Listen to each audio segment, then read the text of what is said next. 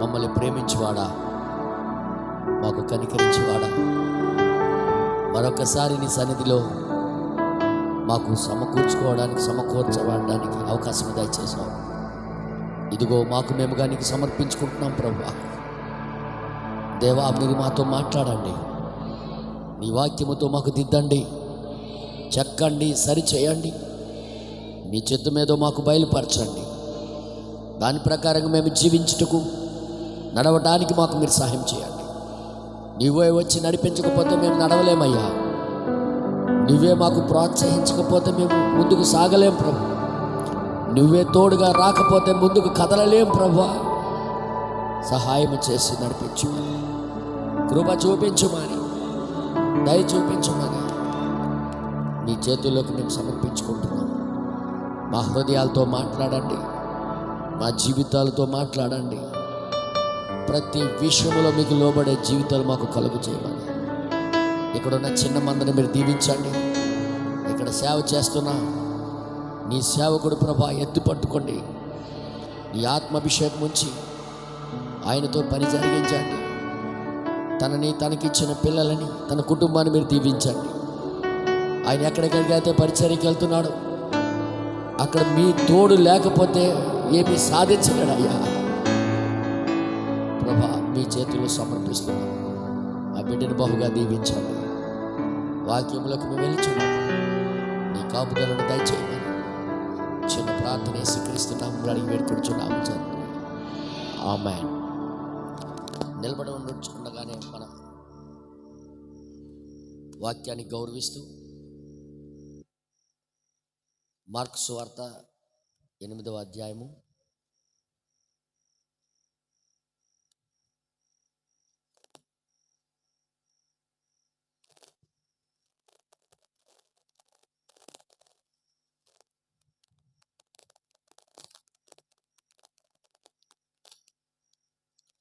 Mark సువార్త 8వ అధ్యాయము 34వ వచనం నుండి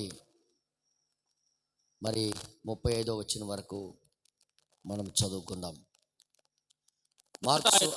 మార్కు సువార్త 8వ అధ్యాయము 34, 35వ వచనం. అంతటా ఆయన జనసమూహమును తన యొద్దకు పిలిచి, నన్ను వెంబడింపకోరువాడు తనను తాను ఉపేక్షించుకొని తన సిలువను ఎత్తుకొని వెంబడింపవలెను. తన ప్రాణమును రక్షించుకొనకోరువాడు దానిని పోగొట్టుకొనును. నా నిమిత్తమును సువార్త నిమిత్తమును తన ప్రాణమును పోగొట్టుకున్నవాడు దానిని రక్షించుకొనును. ఆమేన్. ప్రార్థన చేసుకుందాం. పరిశుద్ధ కలిగిన తండ్రి, నీ వాక్యం ఎంత సత్యము, బలమైనది, విలువైనది, జీవమైనది, అది మార్గమై ఉన్నది. చదవబడిన మాట ద్వారా మా అందరిని మీరు ఆశీర్వదించండి. ఇదివరకే అభిషేకించబడిన ఆ మాటల ద్వారా మాకు మీరు అభిషేకించమని చిన్న ప్రార్థన ప్రభువైన యేసుక్రీస్తు నామములో అడుగుచున్నాము. ఆమేన్. దయచేసి అందరూ కూర్చోండి.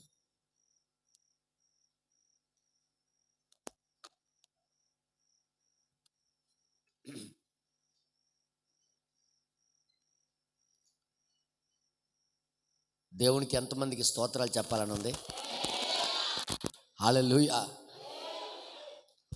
ఈరోజు రాత్రి మేము బయలుదేరి వెళ్తున్నాం. మీ అందరికీ వదిలి వెళ్ళడం బాధగా అనిపిస్తుంది, కానీ మీలాగే ఎదురు చూసిన ప్రజలు చాలామంది ఉన్నారు. వారి కోసం మేము వెళ్ళక తప్పదు. ప్రతి ఒక్కరు కూడా మా కోసం ప్రార్థన చేయాలని కోరుకుంటున్నాం. మీరు ప్రతిదినము వాక్యముతో మీరు గడపాలని, వాక్యపు సహవాసములో మీరు ఎదగాలని మేము ఎంతో ఆశగొని బ్రతిమాలుకుంటున్నాం. వాక్యములో మనము లేకపోయినట్లయితే, వాక్యముతో సహవాసం మనం చేయకపోయినట్లయితే మనం ఎన్ని చేసినా ప్రయోజనం ఏమి ఉండదు. ఎల్లవేళలా వాక్యముతో మీరు సహవాసం చేయాలని ఈ చిన్న సంఘానికి నేను మనవి చేసుకుంటూ ఉన్నాను. ఏ ఆత్మ అయితే వాక్యాన్ని విడిచిపెట్టేస్తుందో, ఏ ఆత్మ అయితే వాక్యముతో సహవాసం చేయదో, ఆ ఆత్మ ఆటోమేటిక్గా చల్లారిపోద్ది. మీరు వాక్యముతో సహవాసం చేసే కొలది మీరు మండుతూనే ఉంటారు. దేవుడు ఎందుకు అలాగా సహవాసం కోరాడు, ఎందుకు సహవాసం చేయమన్నాడు అనేది మీరు పరిశీలించినట్లయితే, ఆ సహవాసంలో ఎప్పుడు కూడా ఒక విషయం జరుగుద్ది. దేవుడు ఎల్లవేళలా తనతో సహవాసానికి, తనతో ఐక్యమవడానికి, తనతో కలిసి నడవటానికి ఎందుకు పిలుస్తాడు అంటే, ప్రవక్త వర్తమానాల్లో ఒక విషయం చెప్పాడు. నువ్వు కానీ 4 రోజులు కుక్క పక్కన పడుకుంటే నీకు కుక్క పేలు ఎక్కక మానదు. ఏమన్నాను? కుక్క పేలు ఎక్కక మానదు. కుక్కతో పడుకుంటే 4 రోజులు కుక్క పేలు గ్యారెంటీగా ఎక్కుతాయి. అవునా? 500 సంవత్సరాల హానోక్ దేవుడితో కలిసి నడిచాడు. హానోకు నడిచినప్పుడు ఏం జరిగింది? దేవుడితో సహవాసం చేసిన వ్యక్తికి, దేవుడితో కలిసి నడిచిన వ్యక్తికి దైవ స్వభావము ఎక్కుతుందన్నమాట. నువ్వు దైవ స్వభావంలో జీవించాలనుకుంటే, దేవుడిలాగా మారాలనుకుంటే, ఎవరితో తిరిగితే పనిచేయదు, ఎవరితో సహవాసం చేస్తే పనిచేయదు. కానీ వాక్యముతో నువ్వు ఖచ్చితంగా సహవాసం చేయాలి. వాక్యముతో సహవాసం చేయకపోయిన వాళ్ళ యొక్క ఆత్మ ఆటోమేటిక్గా ఆరిపోతుంది. ఇది దహించు అగ్ని అయి ఉన్నది ఈ వాక్యం. ఈ వాక్యముతో సహవాసం చేస్తేనే నువ్వు మండుతావు. నిప్పు పక్కని నిప్పు ఉంటేనే వెలుగుతుంది. నిప్పు నుండి ఒక నిప్పు బయటికి తీస్తే అది చల్లారిపోద్ది. మండుచున్న నిప్పు దగ్గరే మనము కలిగి ఉన్నప్పుడే మిగతా నిప్పులన్నీ అంటుకుంటాయి. అందుకని నేను చెప్తున్నా, వాక్యముతో మీరు సహవాసం కలిగి ఉండండి. వాక్యం చదువుతుండండి. ఎక్కువగా వాక్యమును ముందు పెట్టి చదివి దాని యొక్క గుణలక్షణం నాలోకి రావాలని ప్రార్థన చేయండి. ఆటోమేటిక్గా అందుకే సహవాసాన్ని బట్టి వారి స్వభావాలు మారిపోతూ ఉంటాయి. తప్పుడు స్నేహితులతో తిరుగుతాయి. మంచోడైనా చెడిపోతాడు. దుష్ట సాంగత్యం మంచి నడవడికి మార్చేస్తుంది. అవునా కాదా? ఎందుకు మార్చేస్తుంది? వారి యొక్క సహవాసం ఈయన ఆటోమేటిక్గా అది అంటుకుంటుంది. ప్రవక్త అన్నాడు, కుక్క పక్కన పడుకుంటే కుక్క పేలు ఎక్కక మానవు. అవునా? అందుకే వాక్యపు సహవాసంలో మీరు ఉంటే దినము మీ మాట తీరు, మీ స్వభావము, మీ గుణ లక్షణం ఆ బైబిల్లో రాయబడిన వాక్యములాగా కనబడుతుంటుంది. అందుకే వాక్య సహవాసం వదలొద్దు. వాక్యపు సహవాసం మీరు కోరుకోండి. వాక్యంతో కలిసి నడవండి. దేవుడి నామానికి మహిమ కలుగును గాక. ఇప్పుడు మీకు నేను చిన్న ప్రశ్న వేయాలనుకుంటున్నాను. ఆ ప్రశ్నకి మీరు సమాధానం చెప్పాలని నేను ఆశిస్తున్నాను. చెప్తారా? ఆమేన్ అని అన్నారు. God bless you. మీరు చెప్తారని నాకు నమ్మకం ఉంది. నేను అడుగుతాను. అంటే మనం అందరం నేర్చుకోవడానికి వచ్చిన వాళ్ళం కాబట్టి అది మనం నేర్చుకోవాలి. ముఖ్యంగా ఇప్పుడు చదివిన ఈ మాట 4 సువార్తల్లో కూడా చెప్పాడు దేవుడు. 4 సువార్తలు తెలుసు కదా? టకటక చెప్పండి. మొదటిదేంటి?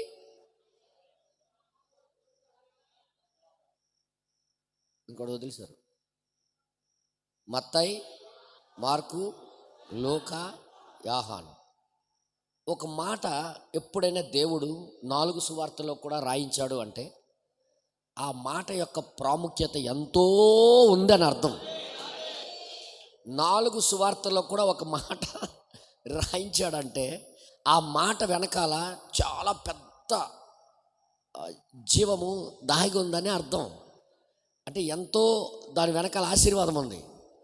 అలాంటప్పుడే 4 చోట్ల కూడా రాయిస్తాడు ఆయన. లేకపోతే 1, 2 రాయించి ఆపేస్తాడు. కానీ 4 సువార్తల్లో కూడా ఈ మాట రాయించాడంటే దాని వెనకాల బ్రదర్ వెనం గారు చెప్పారు, దాని వెనకాల చాలా ఆశీర్వాదకరమైన భావము దాగి ఉంది. అందుకే 4 చోట్ల కూడా ఈ మాట దేవుడు రాయించాడు అనుకుని అన్నాడు ఆయన. నిజంగా అది ఎంత గొప్ప ఆశీర్వాదం అంటే అంత గొప్ప ఆశీర్వాదం. అందుకే ఈ మాట మరొకసారి మీకు చదివి ఎక్కువ నేను చెప్పను, తొందరగా నేను ముగిస్తాను. చిన్న వర్తమానమే చెప్తాను. ముగించి మా సహోదరులందరూ ఇక్కడ నుండి బయలుదేరి ట్రైనింగ్ పట్టుకోవాలి. మళ్ళీ రాజమండ్రిలో పట్టుకోవాలి. వాళ్ళు ఆటో మీద వెళ్తారు. మేమైతే రాత్రి అంతా జర్నీ చేయాలి, తెల్లారేంత వరకు. గనుక నేను తొందరగా ముగిస్తాను. మీకు ఈ వాక్యం యొక్క భావం ఏదో చూపించి నేను ముగిస్తాను. అంతటా చూడండి, ఇక్కడ అంతటా 34వ వచనంలో, అంతటా ఆయన, మార్కు సువార్త 8:34, అంతటా ఆయన తన శిష్యులను జనసమూహమును తన యొద్దకు పిలిచి నన్ను వెంబడింపగోరువాడు తనను తాను ఉపేక్షించుకొని తన సిలువను ఎత్తుకొని నన్ను వెంబడింపాలి. Okay, next. తన ప్రాణమును రక్షించుకొని గోరువాడు దానిని పోగొట్టుకొనును. ఏంటి, నేను ఎందుకు జాగ్రత్త చదివిస్తున్నానో అర్థం చేసుకోండి. 35వ వచనం మరోసారి. తన ప్రాణమును రక్షించుకొనగోరువాడు దానిని పోగొట్టుకొనును.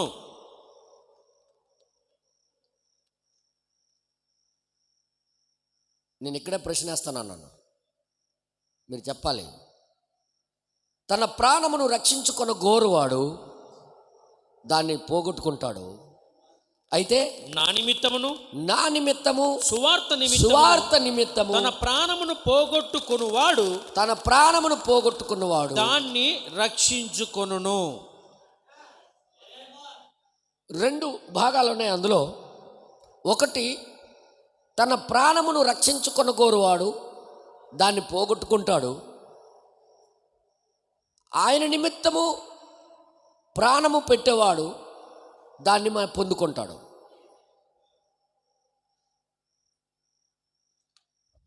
నేను ఇప్పుడు మీకు అడుగుతాను ఒక క్వశ్చన్. మీ ప్రాణం మీకు రక్షించుకోవాలని లేదా?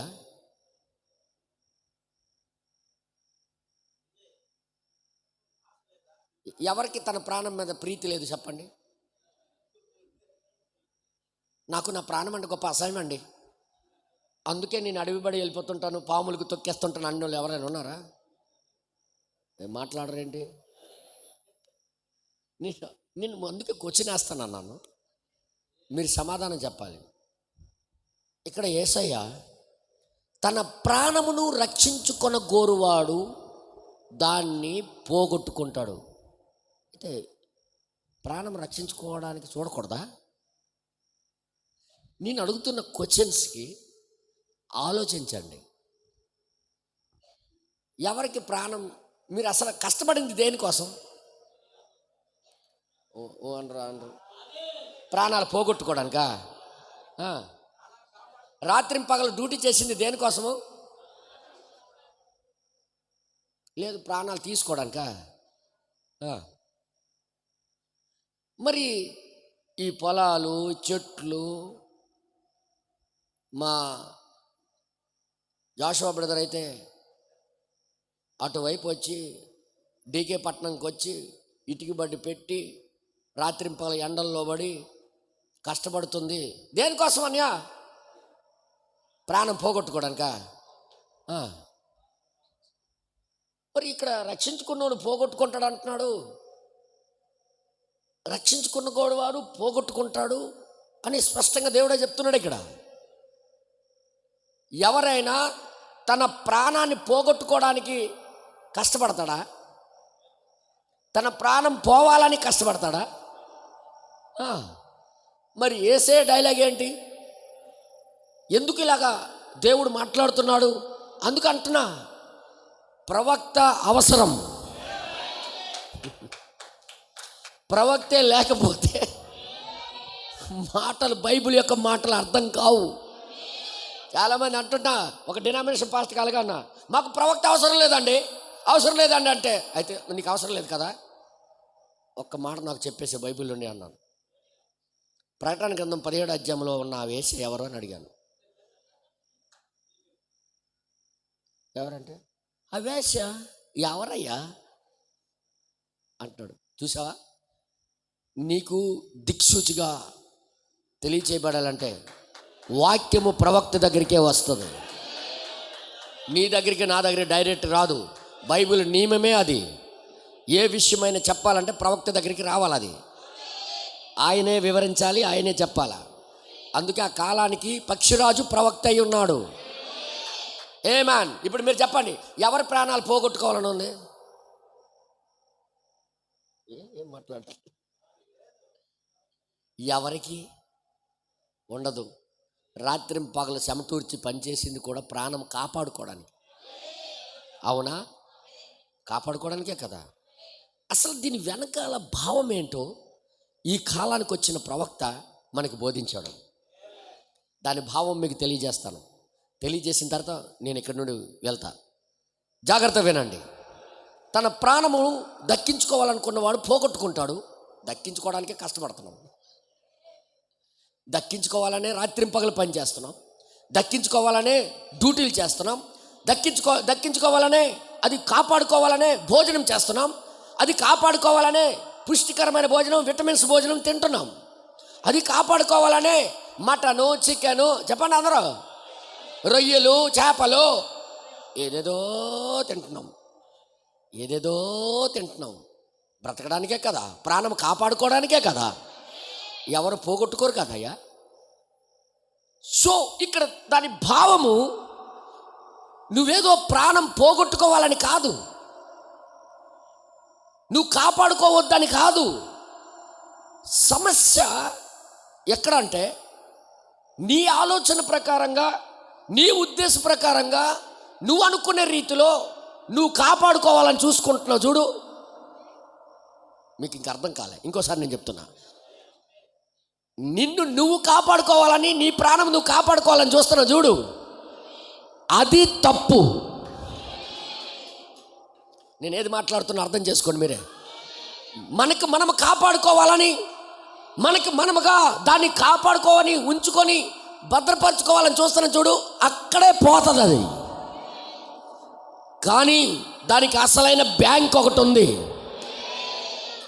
నీ ప్రాణము మరలా నీకు రావాలన్నా, సురక్షితంగా ఉండాలన్నా ఒక ప్రభు అయిన యేసుక్రీస్తు అనే ఒక బ్యాంక్ ఉంది. అందులో కానీ దానికి కానీ నువ్వు పెడితే, దానికోసం కానీ పెడితే, నీ ప్రాణము నీకు తిరిగి ఇచ్చేయవలసిన బాధ్యత దేవుడిది. మనుషుల సమస్య ఏంటి? తనంతట తాను బ్రతకాలని, తనంతట తాను జీవించాలని, తనంతట తాను ఏదో కాపాడుకోవాలని చూస్తూ ఉంటాడు. ఆయన రాత్రింపగలు పాకులాడుతుంటాడు, రాత్రింపగలు కష్టపడుతుంటాడు. లోకంలో ఏదేదో సంపాదిస్తాడు. 50 ఎకరాలు 100 ఎకరాలు సంపాదిస్తాడు. లాస్ట్కి తన ప్రాణం పోగొట్టుకుంటాడు. అక్కడ రాయబడిన కింద సర్వలోకాన్ని సంపాదించుకున్న తర్వాత లాస్ట్కి తుదకు తన ప్రాణం పోగొట్టుకుంటే ఏం ప్రయోజనం? ఒకడు సర్వలోకమును సంపాదించుకొని, అబ్బో, లాస్ట్కి తన ప్రాణం తన ప్రాణమును పోగొట్టుకున్నట వానికి ఏమి ప్రయోజనము? ఏం ప్రయోజనం అంటే దీన్ని బట్టి చూస్తే ప్రాణానికి ఒక బ్యాంక్ ఉందన్నమాట. ఏదో నేను మాట్లాడుతున్నాను, ఆ బ్యాంకులో పెడితే ఒక్కడికి పోదు.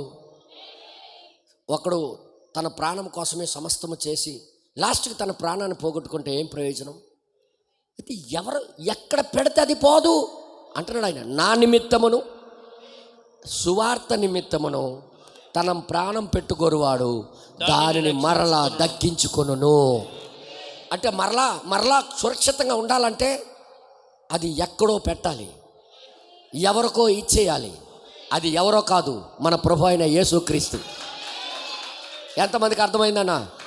నీ ప్రాణము నీకు మరలా కావాలన్నా, అది మరలా లేవాలన్నా, తిరిగి నువ్వు జీవించాలన్నా, తిరిగి పునరుత్థానుడు అవ్వాలన్నా ఎక్కడో బ్యాంక్ లేదు, అది ఏ సంస్థలో లేదు. నువ్వు ఎక్కడ పెట్టినా అది పోద్ది.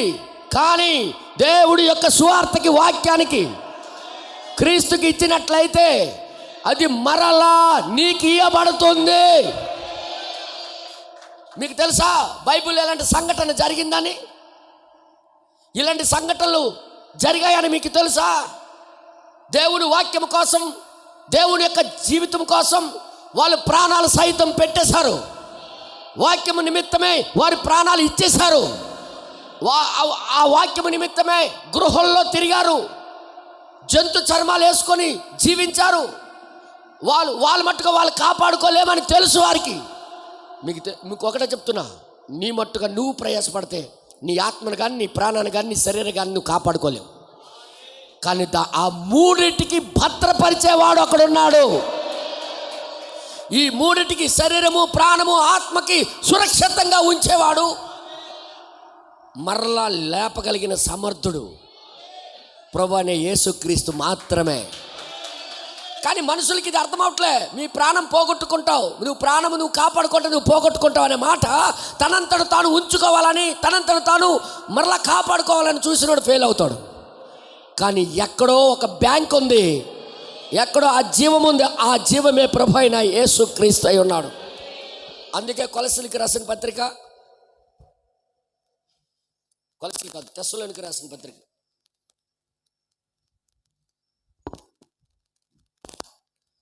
5వ అధ్యాయం 23వ వచనం. మొదటి తెస్సలోనికి రాసిన పత్రిక 5వ అధ్యాయం 23వ వచనం చూడండి. సమాధానకర్తకు దేవుడే మిమ్మును సంపూర్ణంగా పరిశుద్ధపరచును గాక, మీకు సంపూర్ణంగా పరిశుద్ధపరచును గాక, మీ ఆత్మయు జీవమును శరీరమును ప్రభువైన యేసుక్రీస్తు రాకడయందు నిందారహితముగా సంపూర్ణముగాను ఉండునట్లు కాపాడబడును గాక. ఎవరు కాపాడేవాడన్నా? ఎవరు కాపాడుతారు? నీ ప్రాణానికి, నీ శరీరానికి, నీ ఆత్మకి సమాధానకర్త అని మన ప్రభు అయిన యేసుక్రీస్తు అనే ఒక బ్యాంక్. ఇప్పుడు నీ మట్టుగా నువ్వు కాపాడుకోవాలని చూసినప్పుడల్లా, నీ భక్తితో నువ్వు నడవాలని చూసినప్పుడల్లా ఫెయిల్ అవుతావు. కానీ ఆయన బ్యాంక్ ద్వారా నువ్వు నడుస్తాయి. నేనేదో మాట్లాడుతున్నా, ఆయన యొక్క తోడుతో నువ్వు నడుస్తే, ఆయనతో సహా నువ్వు నడుస్తే నీ ప్రాణం ఎవరో తీయలేరు, నీ ప్రాణం ఎవరో దొంగిలించలేరు. అది నువ్వు పోగొట్టుకో, మరలా దాన్ని పొందుకుంటావు. మీ అందరూ తెలుసు, పాత నిబంధన నుండి చాలామంది ఆయనకి నమ్ముకొని ఆ వాక్యం కోసం జీవిస్తూ, నిందలు భరిస్తూ, బాధలు భరిస్తూ ఆయనతో కలిసి నడిచారు అందరూ.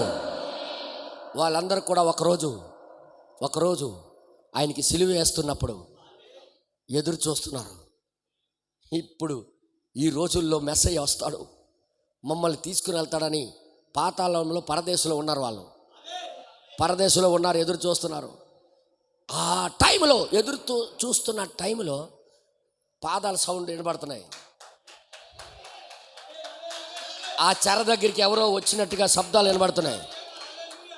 ఎవరో వస్తున్నారు. ఆయన అయి ఉంటాడు, ఆయన వస్తున్నాడు అని ఎదురు చూస్తే తేరా మోసి డోర్ ఇలాగ తీయగానే దొంగడు వచ్చాడు లోనికి.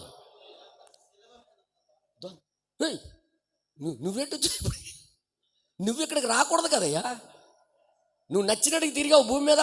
మేమందరం నీతిగా వాక్యం కోసం బ్రతుకుతే నువ్వు దొంగడువు కదా, ఎంతోమందికి హతం చేసిన వ్యక్తివి నువ్వు ఇక్కడికి వెళ్ళగొచ్చావంటే ఏమో. కానీ ఆయనకి బ్రతిమాలుకుంటే ఆయన కరుణించేశాడు నాకు. ఇన్ని వేల సంవత్సరాల నుండి ఎదురు చూస్తున్నా మేము, ఆయన అక్కడ ఉన్నాడంటే నువ్వు అలాగే వెళ్ళు, నీ వెనకాలే వస్తానన్నాడు. ఇప్పుడే చెప్పాడు ఆయన సిలువు దగ్గర, నా వెనక్కే వస్తానన్నాడు. ఇప్పుడు వచ్చేది ఆయనే వచ్చేది. మా ప్రాణాలకి తిరిగి కాపాడేది ఆయనే అని ఎదురు చూసిన అబ్రహాము, ఇస్సాకు, యాకోబు, పాత నిబంధన భక్తులందరూ, అందరూ చెప్పండి, పాత నిబంధన భక్తులందరూ వారు ప్రాణాలు దేవుడికి సమర్పించి బ్రతికారు. వారి దగ్గర అది ఉంటే మేము పోగొట్టుకుంటామని వారికి తెలుసు. వారి మట్టుగా వాళ్ళు ఉంచుకుంటే పోగొట్టుకునేవాళ్ళు. కానీ అది యేసయ్య కోసం సమర్పించారు. ఎంతమందికి అర్థమైంది ఈ మాటలు? ఇప్పుడు ఆయనకి ఇచ్చేసిన వాళ్ళందరూ ప్రాణాలు మరలా వారికి ఏం చేశాడంటే, నా బ్యాంకు కోసం, నాకు మీరు ఇచ్చారు కాబట్టి మరలా మీరు తీసుకోండి అని ఆ రోజు సిలువలో ఆయన బిగ్గరగా కేకేసినప్పుడు పాత నిబంధనలో ఉన్న పరిశుద్ధులందరూ లేపబడ్డారు. మళ్ళీ వాళ్ళ ప్రాణాలు వాళ్ళు కాపాడుకోవడానికి చూడలే, వాళ్ళ ప్రాణాలు, శరీరము, ఆత్మ ఆయనకి సమర్పించారు. అది అర్థం చేసుకోవాలని దేవుడు, మీ ప్రాణాలు మీరు కాపాడుకోవాలని చూస్తే అది పోగొట్టుకుంటారు. నా నిమిత్తము, సువార్త నిమిత్తము దాన్ని పెట్టినట్లయితే మరలా దాన్ని పొందుకుంటారు అని చెప్పాడు. దేవుడి నామానికి మహిమ కలుగును గాక. భూమి మీద ఎవడ ప్రాణం కాపాడుకోవాలని వాడికి ఉండదు, అందరికీ ఉంటుంది. కానీ ఎక్కడ పెట్టుబడి పెట్టాలో తెలియదు. అవునా కాదా? వాళ్ళంతటా వాళ్ళు కాపాడుకోవాలని రాత్రి పగలు జీడిపప్పు బాదం పప్పుతో తినుకొని కాపాడుకోవాలని చూస్తుంటారు. మాట్లాడరు మొత్తం కొంచెం చెప్పండి, నా ప్రాణం సురక్షితంగా ఉండాలని. డాక్టర్ గారు ఏమి తింటే బాగుంటాను అంటుంటారు. డాక్టర్ గారు పెద్ద లిస్ట్ రాస్తాడు. ఉదయం ఒక గ్లాస్ పాలు, రాత్రికి ఒక గ్లాస్ పాలు, మధ్యలో జీడిపప్పు బాదం పప్పు అవన్నీ పౌడర్ చేసి మిక్సీ చేసి పాలలో కలిపి తాగేస్తుండు. నువ్వు సురక్షిత ఉండు. అలాగ తాగి తాగి తాగి చచ్చిపోతాడు. అర్థమైంది మీ అందరికీ? నువ్వు ఏది భూమి మీద తాగినా నీ మట్టుగా నువ్వు సురక్షితంగా ఉండలేవు. కొంతమంది అయితే ఏంటంటారు దానికి, ఎన్నో కషాయాలు తాగుతుంటారు. నేను అడుగుతానా, కషాయాలు తాగిన వాళ్ళు ప్రాణం వాడు దక్కించుకోగలడా? మాట్లాడరేటి? మాట్లాడంటారా? కషాయాలు డైట్లు ఏంటి చెప్పండి. ఉదయం కొత్తిమీర కషాయం, రాత్రి కరివేపాకు కషాయం, వినండి వినండి వినండి, మధ్యలోని యాపాకు కషాయం, అయినప్పుడు కూడా ప్రాణం పోద్ది. ఏ కషాయాలు కాపాడలేవు, ఏ భోజనాలు కాపాడలేవు, ఏ సంఘాలు నీ ప్రాణం కాపాడలేవు. కానీ నీ ప్రాణము నీ శరీరము దేవుడికి సమర్పిస్తే ఖచ్చితంగా అది నీకు తిరిగి ఇస్తానని మాట ఇచ్చాడు దేవుడు. మాట ఇచ్చేవాడు మనిషి కాదు, మాట ఇచ్చేవాడు దేవుడు.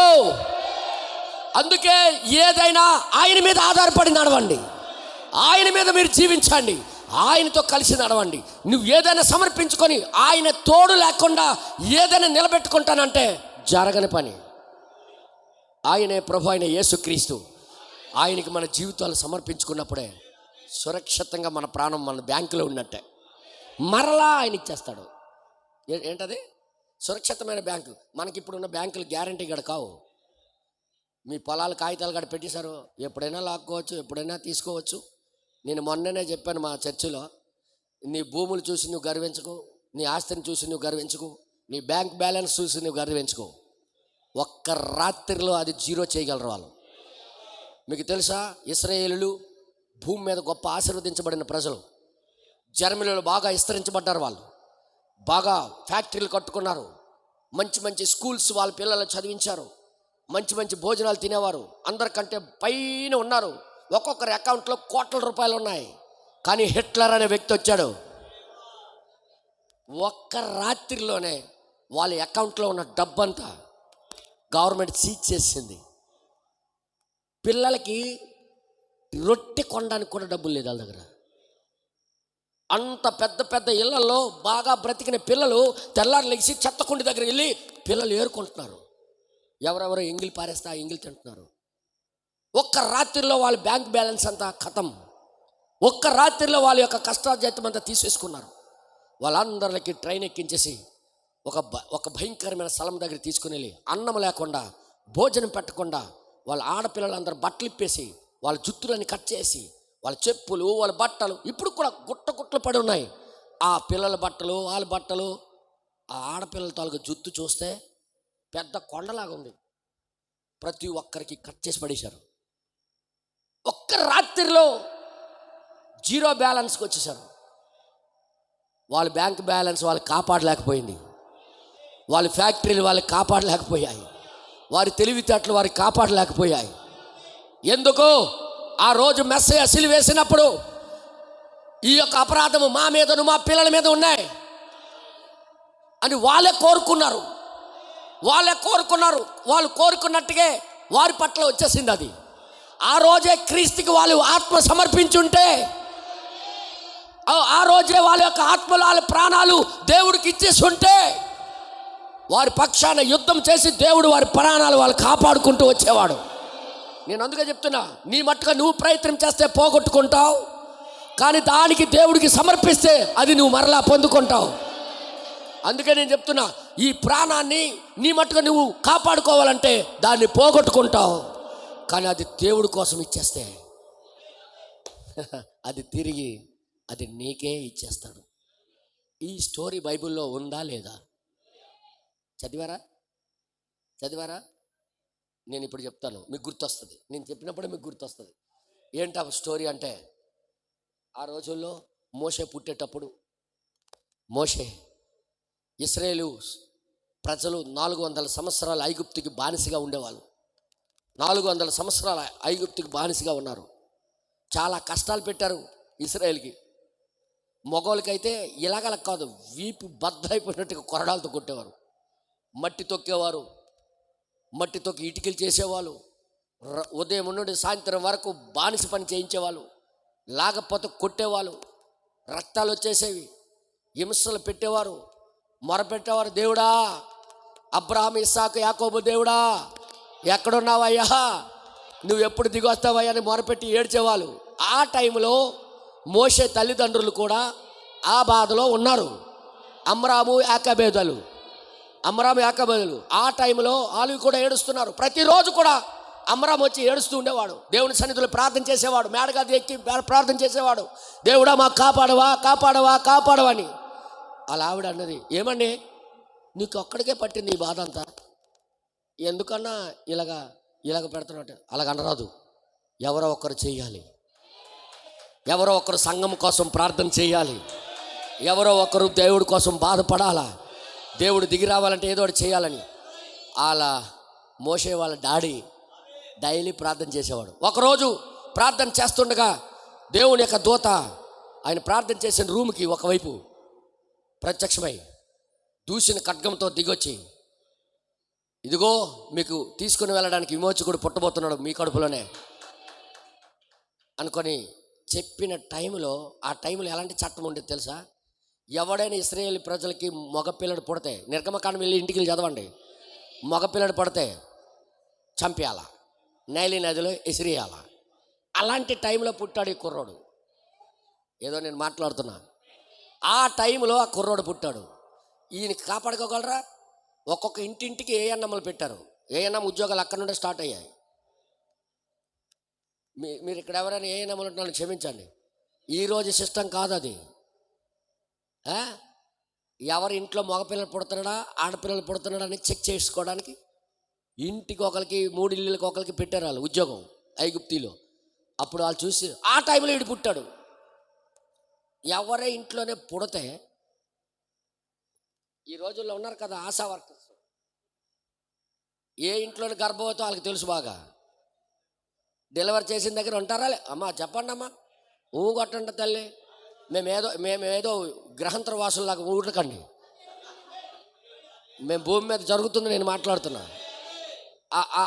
ఆ యొక్క ఆశా వర్కరు వచ్చి ఇంట్లో ఆడపిల్లల మగపిల్లడ లెక్కలు రాసుకో, ఇప్పుడు కూడా రాస్తున్నారు కదా, రాస్తున్నారు. మగపిల్లడైతే వెంటనే లాక్కొని గోడకేసి కొట్టి నైలి నదికి ముసలికి ఆహారం కాసేవాళ్ళు. ఎందుకంటే వీళ్ళు విస్తరించిపోతున్నారు, ఎన్ని బాధలు పెట్టినా విస్తరించిపోతున్నారు. మగవాళ్ళకి అంతా కొట్టి చంపితే వీళ్ళు పిల్లలు కనలేరగాలనుకుంటే ఇంకా ఎక్కువ పుట్టేస్తున్నారు వీళ్ళు. లాభం లేదు, ఆడవాళ్ళకి మగవాళ్ళకి పని పెట్టేద్దాం అన్నాడు. ఆడవాళ్ళు మగవాళ్ళకి కూడా పని పెడితే వీళ్ళు పిల్లలు కనలేరు, అలిసిపోయి వస్తారు, ఇంటి దగ్గర పడుకుండిపోతారు అన్నారు. ఇంకా ఎక్కువ అయిపోతున్నారు వాళ్ళు. మరి లాభం లేదు, ఇదే పద్ధతి అనుకొని ఈసారి మగ పిల్లలు పుడితే చంపినట్టుగా జారీ చేద్దామని పుట్టారు. ఆ టైంలో మనోడు పుట్టాడు, అందగాడు మోసెస్ ఆ టైంలోనే పుట్టాడు. ఇప్పుడు కాపాడుకోవాలి, ఇప్పుడు ఆ పిల్లవాడికి కాపాడుకోవాలి. దేవుడి దూత ఏమో మీకు విమోచకుడు పుడుతున్నాడు, మీకు విమోచకుడు వస్తున్నాడు, ఆయనే మీకు తీసుకుని వెళ్తాడంటే వీళ్ళేమో మగపిల్లడు పుడితే చంపేస్తున్నారు. లాభం లేదని ఇలాంటి గోడ లోపల కన్నం చేసి చెక్కతోని గోడలాగా కలర్ కొట్టి ఆ గోడ లోపల ఇలాగా సందులాగా చేసి పిల్లడికి రోజు ఏడనివ్వకుండా ఆ అమ్మ ఆడికి ఆకలి రాకమునిపే మెల్లగా వెళ్ళేది, పాలు పెట్టేసి మళ్ళీ గోడ లోపల దించేసి ఆ చెక్క దించేసేది. మొన్నటి వరకు గర్భవతిగా ఉండేదానివి, నీకు పిల్లడు పుట్టాడు ఏడి అని అడుగుతున్నారు. ఆశా వర్కర్ నమ్మ వస్తుంది డైలీ. నేను చూశాను నీ పొట్ట ఎత్తుకుండేది, 9 నెలలు నీకు చూశాను, ఇప్పుడు డెలివరీ అయిపోయి ఎక్కడ పెట్టావు నువ్వు చెప్తావు లేదా? లేకు లేకు నేను చూస్తాను ఇల్లు అంతా. మొత్తం ఇల్లు సందులు టిప్లు అన్నీ ఎత్తి చూసిన ఎక్కడా దొరికేవాడు కాదు. మనోడు పాలు తాగేసి ఆ గోడ లోపలే 3 నెలలు పడుకుంటున్నాడు. నేను ఈ స్టోరీ ఎందుకు చెప్పాడు ప్రవక్త అంటే దీని వెనకాల భావం ఉంది. 3 నెలలు బైబిల్ నేను చెప్పలే, బైబిల్ చెప్తుంది అలాగా. అపోస్తుల కార్యములు 7వ అధ్యాయము. నాతో కూడా తీయండి, బైబిల్ తీయండి మీకు చూపిస్తాను.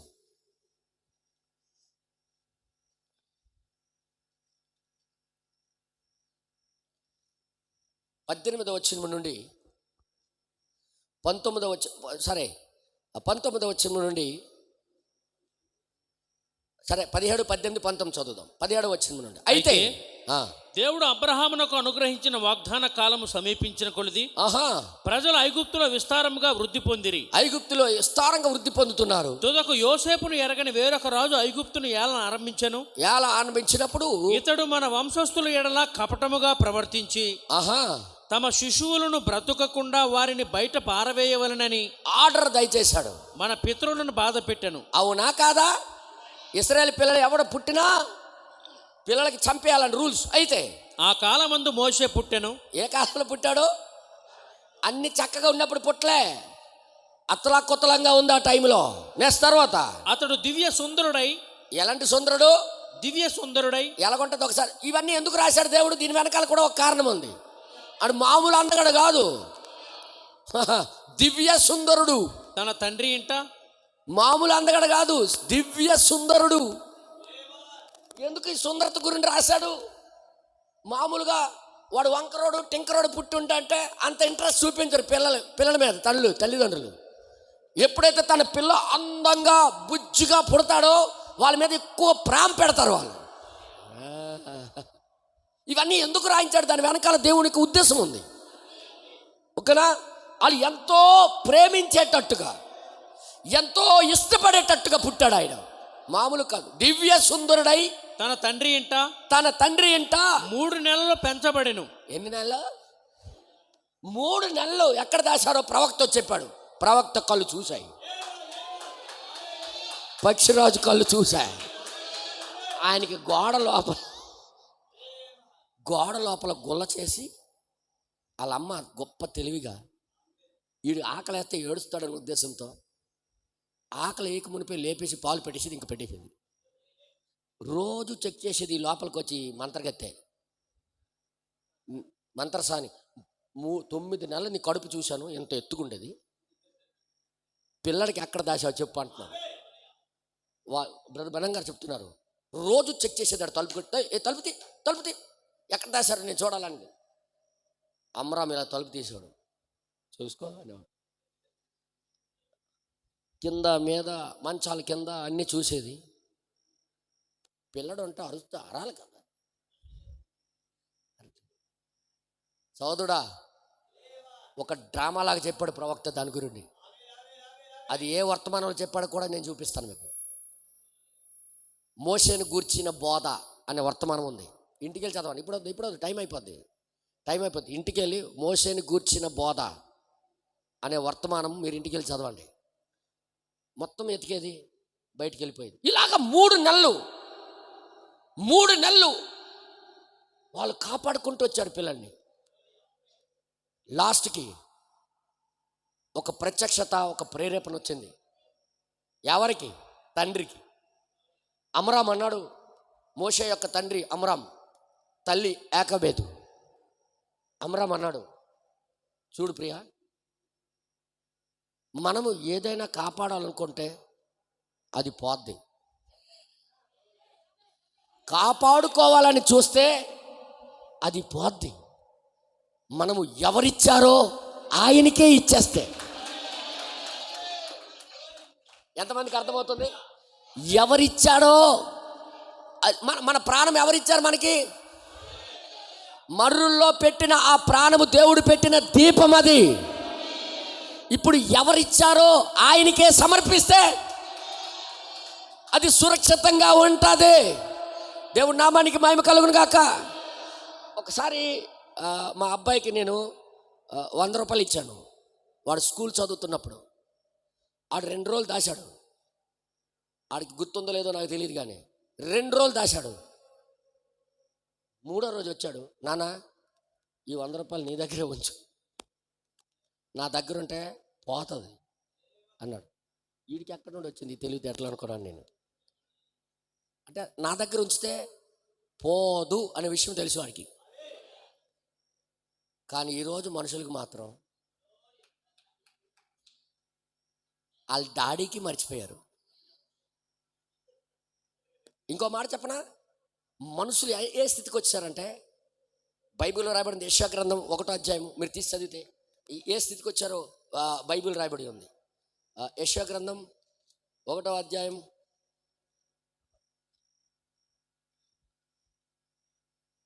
3వ వచనం. ఎద్దు తన కామందును ఎరుగును, గాడిద తన సొంత దొడ్డిని తెలుసుకొనును. గాడిదకి తన సొంత దొడ్డి తెలుసు, ఎద్దుకి తన పెంచినోడు ఎవడో తెలుసు. ఇశ్రాయేలులకు తెలివి లేదు. ఇక్కడ ఆత్మ ఇశ్రాయేల్ గురించి మాట్లాడుతున్నా. ఇశ్రాయేలుకి తెలివి లేదు, నా జనులు యోచింపరు. అసలు నా జనులు ఆలోచనే చేయరు. ఎక్కడుంటే మేము బాగుంటామో, ఎక్కడ పెడితే మేము సురక్షితంగా ఉంటామో, ఎక్కడ మన జీవితాలు సమర్పించుకుంటే మేము బాగుపడతామనే ఆలోచన ఎద్దులకున్న జ్ఞానం కూడా, గాడిదకున్న జ్ఞానం కూడా ఉండదు. కానీ గాడిదకి ఎద్దుకి తన కామందుడు ఎవడో, పెంచున్నాడు ఎవడో, దాని దొడ్డేదో, నువ్వు పొలాన్ని వదిలేస్తే వెళ్ళిపోద్ది ఇంటికి. కానీ మానవుడు మాత్రం ఆయన దగ్గర నుండి ఆ జీవం పొందుకొని కూడా తిరిగి ఆయనకి సమర్పించుకోవాలని మనసు ఉండదు. దాన్ని వాళ్ళంతట వాళ్ళు కాపాడుకోవాలని చూస్తుంటారు. అందుకే దేవుడు ఏమన్నాడంటే, దాన్ని కాపాడుకోవాలని చూసినోడికి అది పోగొట్టుకుంటాడు. దాన్ని నా కోసం సమర్పిస్తే దాన్ని రక్షించుకోగలుగుతాడు. ఇప్పుడు తెలుగు అర్థమైంది అనుకుంటాను నేను. సమజమే ఆరా అర్థమవుతుందా? అర్థం చేసుకోండి. నేను అందుకు అంటున్నా, ఎద్దుకి తన లక్షణం తెలుసు, పెంచినోడు ఎవడో, ఆయన ఏ దొడ్లో కడుతున్నాడో ఆ దొడ్డికి వెళ్ళిపోద్ది మళ్ళీ. కానీ మానవుడికి ఎందుకు తెలియట్లేదు? అందుకే దేవుడు ఏమన్నాడంటే, నీ మట్టుకు నువ్వు రక్షించుకోవాలనుకుంటున్నావు కాబట్టి అది పోతుంది. కానీ నన్ను సమర్పించుకుంటా, నాకు సమర్పించుకుంటే మరలా అది నీ దగ్గరికి వస్తుంది. ఇప్పుడు మోసేకి పంపించింది ఎవరు? దేవుడే. పుట్టింపజేసింది ఎవరు? దేవుడే. మోసేకి ఆ టైంలో విమోచకుడిగా ఇచ్చింది ఎవరు? దేవుడే. ఇప్పుడు అమ్రామ్ అన్నాడు, ఇదిగో 3 నెలలు రాత్రింపగలు నిద్ర లేకుండా ఎలాగో కాపాడేశాము ఏదో ఒకలాగా. ఇంకా కొన్ని రోజులు పోతే ఆడికి ఆకలి ఎక్కువ వేస్తుంది, ఆడు ఏడుస్తాడు. ఏడవగానే ఆమెకి తెలిసిపోద్ది, లోపలికి వస్తుంది, పిల్లడికి లాక్కొని గోడకేసి కొట్టి నైలు నదిలి విసిరేస్తుంది. కాబట్టి మనం ఒక ప్లాన్ చేద్దాం, మన ఇద్దరం ప్లాన్ చేద్దాం. బైబిల్లో రాయబడింది, జమ్ము పెట్టి తయారు చేసి ఏ దేవుడైతే మనకిచ్చాడో ఆ దేవుడికి మళ్ళీ ఆయన చేతిలోనే పెట్టేద్దాం. మనము కాపాడాలని చూస్తే, మనము కాపాడుకోవాలని చూస్తే అది మా నుండి దూరం అయిపోద్ది. కానీ ఎవరిచ్చారో ఆయనకే మరలా ఇచ్చేస్తే ఆయన చూసుకుంటాడని ఆ అమ్రాము చెప్పిన స్టోరీ ఇంటికెళ్ళి మీరు చదివితే మీకు అర్థమవుద్ది. ఏం చేస్తాడంటే, ఆ రాత్రి జమ్ము పెట్టి తెచ్చి, గడ్డి తెచ్చి, దాన్ని కీలి పూసి ఆ పిల్లడికి పాలు పెట్టి, అసలే సుందరుడు, బొగ్గులు ఎర్రగా ఉన్నాయి, ముద్దుకున్నాడు. ఏ తల్లిని వదిలేయాలనిపిస్తుందా చెప్పండి? కానీ దేవుడి యొక్క నియమం ఏంటి? అది మేము దాచుకుంటే, అది మేము కాపాడాలనుకుంటే అది మా నుండి దూరం అయిపోద్ది. కానీ దేవుడికే ఇచ్చేస్తే దేవుడే చూసుకుంటాడనే బాధతో జమ్ము పెట్టులో పెట్టి ఆ మోషేని, ఆ టైంలో నైలు నదిలో ముసలు బలిసిపోయి ఉన్నాయి. ఇశ్రాయేల్ పిల్లలకు తిని బలిసిపోయి ఉన్నాయి ఒక్కొక్కటి నైలు నదిలో. ఆ ముసళ్ళ మధ్యలో దేవుడికి సమర్పించుకొని ఈ యొక్క మోషేకి జమ్ము పెట్టులో పెట్టి దేవుడి దగ్గర ప్రార్థన చేసి, తండ్రి ఇది నువ్వు కాపాడాలి కానీ మేము కాపాడలేం, మేము కాపాడాలని చూస్తే ఇది పోగొట్టుకుంటాం, ఇతన్ని మేము పోగొట్టుకోవాల్సి వస్తుంది. కాబట్టి నీకే మేము సమర్పిస్తున్నామని యేసయ్యకు సమర్పించేశారు. వాళ్ళు సమర్పించి ఆ నైలు నదిలో తోశారు. అక్క మిరియం ఆ తమ్ముడి మీద ప్రేమకి, ఆడు ఉన్న అందానికి వాడికి వదులుకోలేక ఆ పెట్టి ఎక్కడికి వెళ్ళిపోతుందని ఆ పెట్టి వెనకాలే వెళ్తుంది. ఆ నైలు నదులు ఒడ్డు నుండి అది ఎటు తిరుగుతుందో లాస్ట్కి అది ఎక్కడికి వెళ్ళి ఆగిపోయిందంటే ఆ జమ్ము పెట్టి ఎక్కడైతే ఫరో కూతురు స్నానం చేస్తుందో అది చూడు, విచిత్రం ఏంటి చూడండి. అక్కడే ఆగాల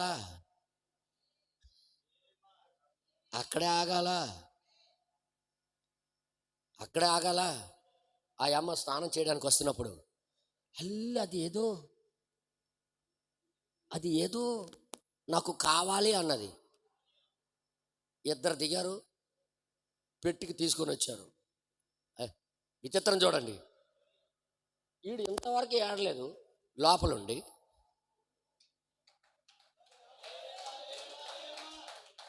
ఇంతవరకు కిక్కు మనకున్న లోపలే పడుకున్నాడు. బ్రదర్ గారు చెప్తున్నారు, ఆ పెట్టి చుట్టూ ముసలు తిరిగి, ఈరోజు వెరైటీ ఆహారం వచ్చింది మనకని వచ్చాయి, కానీ చుట్టూ వచ్చేసరికి దేవదూతలు ఖడ్గం దూసుకొని ఉన్నాయి. ఆ పెట్టి చుట్టూ దేవదూతలు కాపలా ఉన్నాయి. తీరా మోసే ఆ పెట్టి తీసుకొని ఒడ్డుకు తీసుకురాగానే ఆమె ఇలాగ తెరవగానే గోల పెట్టాడు. ఎవరో గిల్లేసినట్టుగా కావు కావు కావు అంటుంటే ఈమె లోపల దేవుడు ఏం చేశాడు తెలుసా? ఇవతల ఏడుపును అవతల ఆమె లోపల తల్లి ప్రేమ పెట్టేశాడు. అయ్యయ్యో మా డాడీ మా ఓడికి భయపడే ఇశ్రాయేలు పిల్లలందరికీ కూడా ఇలా వదిలేస్తున్నారు. అయ్యో ఎంత పాపము, ఇతడికి ఎవరైనా పాలు పెట్టి నాకు గొప్ప ఇష్టపడుతుంది వీడికి ఎవరైనా ఏడకుండా పాలు పెట్టిన వాళ్ళు ఉంటే భలే గొన్ను, నెలకి 20,000 జీతం ఇచ్చేదాన్ని,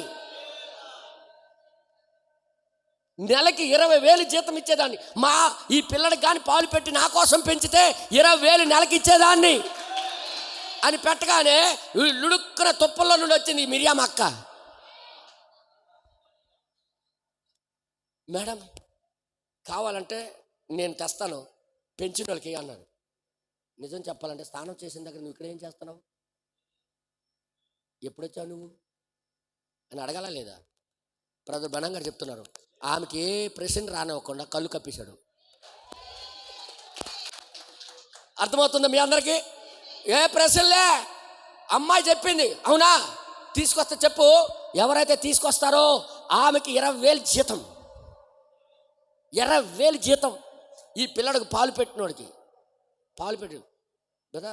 చిన్నపిల్లలు తల్లి పాలు తప్ప ఇంకొకరిది తాగరు. ఇంకెవరైనా పెట్టాలని చూస్తే వాడికి ఇష్టం ఉండదు. స్పర్శ వాడికి అర్థమైపోద్ది. ఆ ముట్టుకోవడము తాకిడి ఆ పిల్లలకి ఆ శరీరం నుండి వచ్చిన వాళ్ళకే అది అర్థమవుతుందా మీ అందరికీ? హల్లెలూయా. అప్పుడు మిరియాం వెళ్ళింది పరిగెట్టి, అమ్మా బట్టలు సర్దుకో, పెట్టి సర్దుకో అర్జెంటుగా తమ్ముడు దగ్గరికి వెళ్దాం అన్నది. ఎక్కడున్నాడు చెప్పు ఎక్కడున్నాడు అంటే రాజుగారు తాలూకోలే పిల్లడికి తీశారు బయటికి. ఇప్పుడు ఆడికి పాలు పెడితే 20,000 జీతం అటమ్మా, 20,000 జీతం అట్టమని తల్లే ఎవరోలాగే వెళ్తుంది అక్కడికి. నాకు మీరు చెప్పండి, ఇక్కడ ఏం అర్థమైంది మీకు? తల్లి తన సొంత బిడ్డడికి పాలిచ్చినందుకు నెలకి 20,000 సంపాదించిన వాళ్ళు ప్రపంచంలో ఎవరైనా ఉన్నారా అంటే కేవలం మోషే తల్లి మాత్రమే. ఈ చక్రం ఎలా తిప్పాడో చూశారు దేవుడు. అమ్మా నాకు నువ్వు సమర్పించుకుంటే అది మరలా నీకే ఇచ్చేస్తానమ్మా. ఈరోజు మనము ఏం నేర్చుకోవాలి ఈ పాఠం ద్వారా? మనము ఆయన కోసం సమర్పించుకుంటే తిరిగి మనకే ఆయన ఇవ్వటానికే అది అడుగుతూ ఉన్నాడు ఆయన. మన సొంతంగా మన భక్తి కాపాడుకోవాలని చూడొద్దు, నువ్వు సొంతంగా దేవుడితో నడవాలని చూడొద్దు. దేవుడికి పూర్తిగా నిన్ను నువ్వు ఇచ్చుకుంటే నీ ప్రాణము, నీ ఆత్మ, నీ శరీరం మరలా నూతన పరిచి నీకు ఇవ్వటానికి ఆయన అడుగుతున్నాడు. చెల్లింది నువ్వు పెంచడం తెలుసా అని అడిగింది. ఏదమ్మా నేను చూసుకుంటాను బాగా అంటుంది ఈ అమ్మ. సొంత తల్లి, ఆయన పిల్లడు ఆమె చూసుకోకపోతే మీరు ఎవరు చూసుకుంటాం? నేనే తల్లిని అనకూడదు అక్కడ. దేవుడికి స్తుతిస్తుంది లోపల, తండ్రి ఇంత సుందరుడికి పోనివ్వకుండా కాపాడవయ్యా.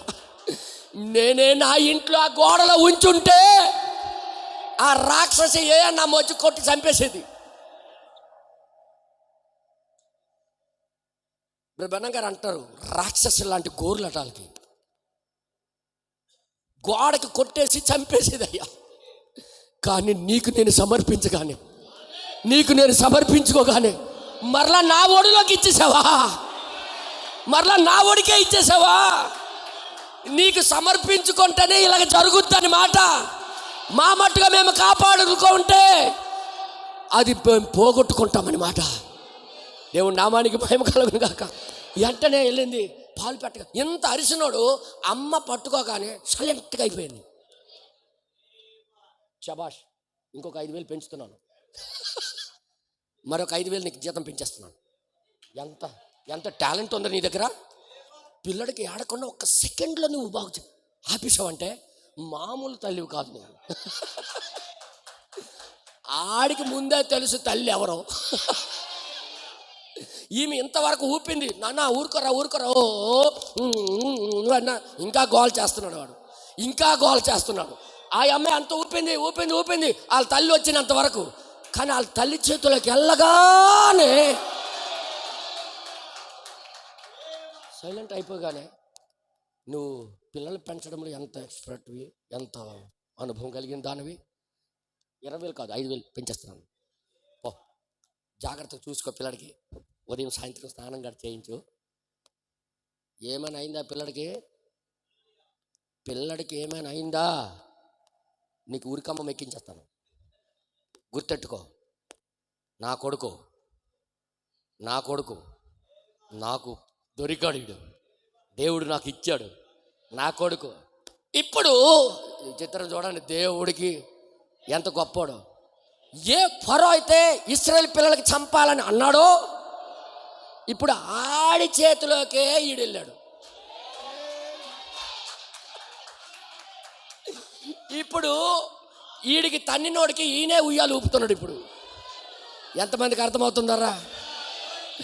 ఎవడైతే వీడికి తంతాడో, ఎవడైతే వీళ్ళ నుండి విడుదల కలుగు చేస్తాడో, చూడు ఇప్పుడు ఈ ఈ ఈ ఈ యొక్క ఫరో చుట్టుపక్కల ఇశ్రాయేలు అందరికీ చూస్తున్నాడు, కానీ ఈడు జేబు దగ్గరే ఉన్నాడు.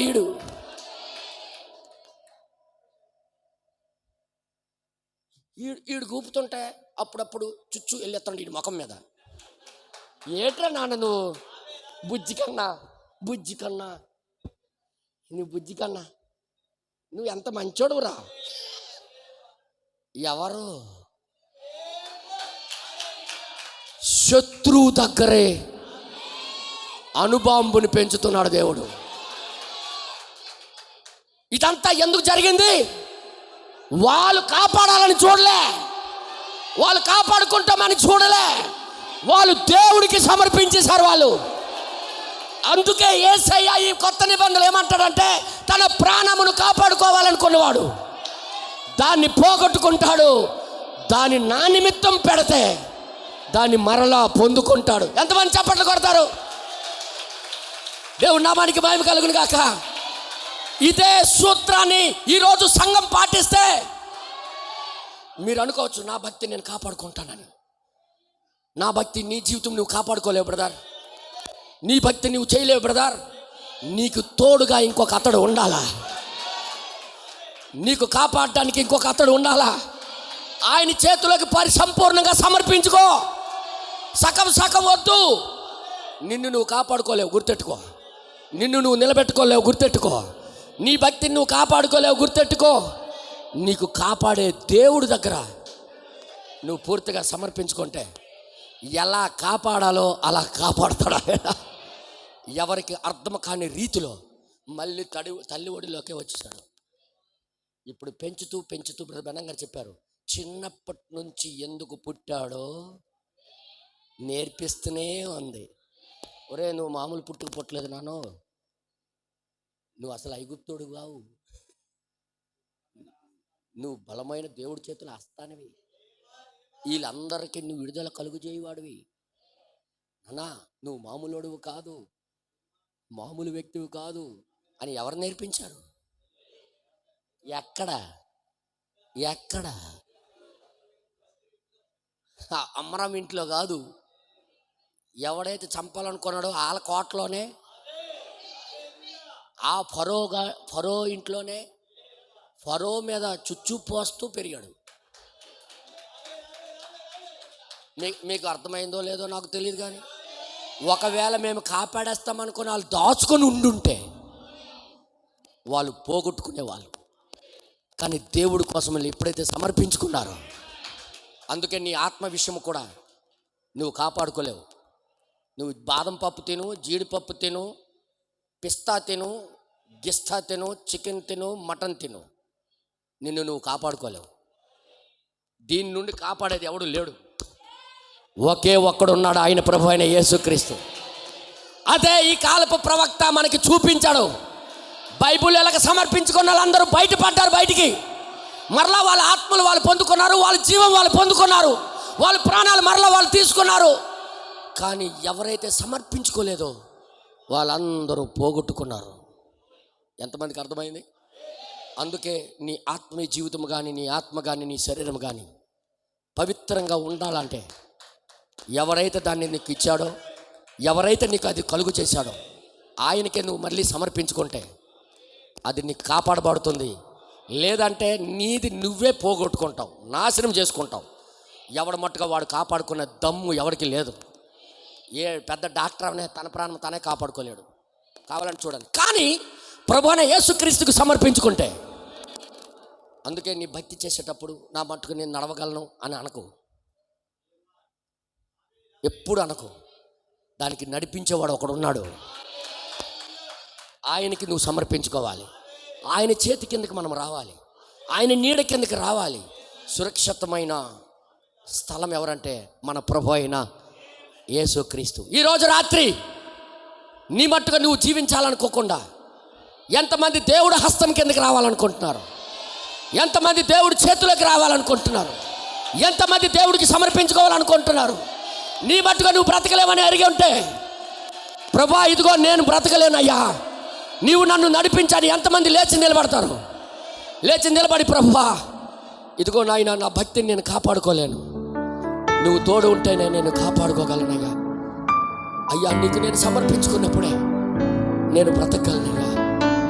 బైబిల్లో నా కోసం ఒక స్టోరీని పెట్టి నా జీవితానికి ఒక పాఠం నేర్పించావయ్యా.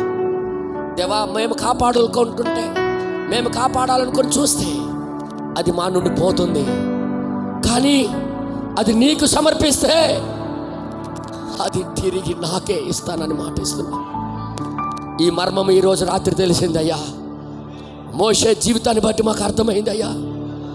మోషేని మరలా తన తల్లికి ఎలాగ అప్పచెప్పావో, మరలా తల్లిదండ్రుల దగ్గరికి ఎలాగ వచ్చాడో, వారు ఏం చేశారో కళ్ళకు కట్టినట్టుగా మా ముందు నువ్వు పెట్టావయ్యా.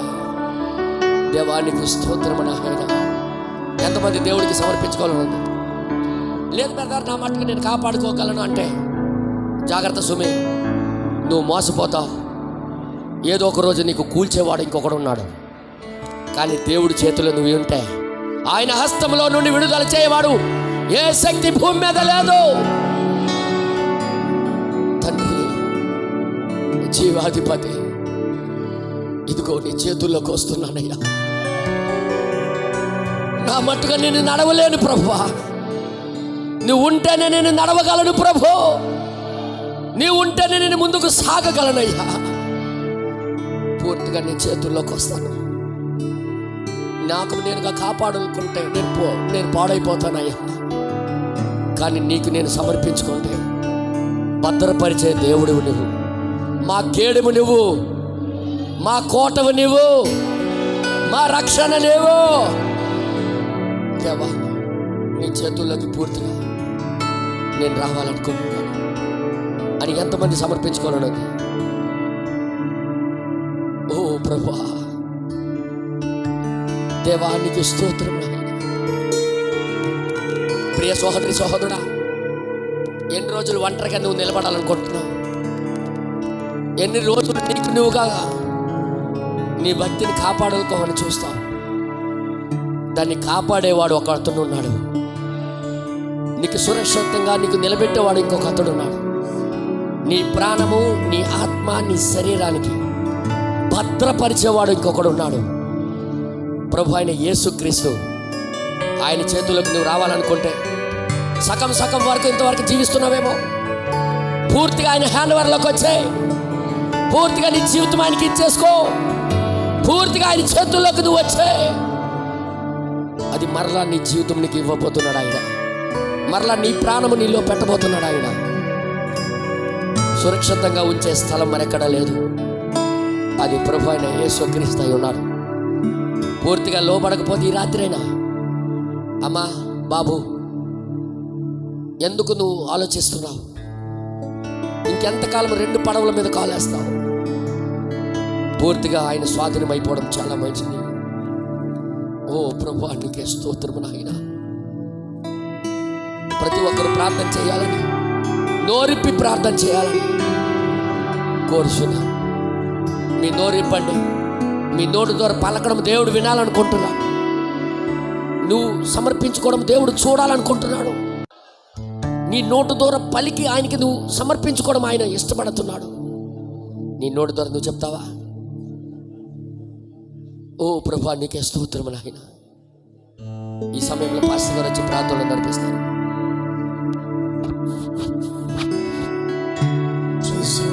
చేతి నోరు తెరిచి ప్రార్థించండి.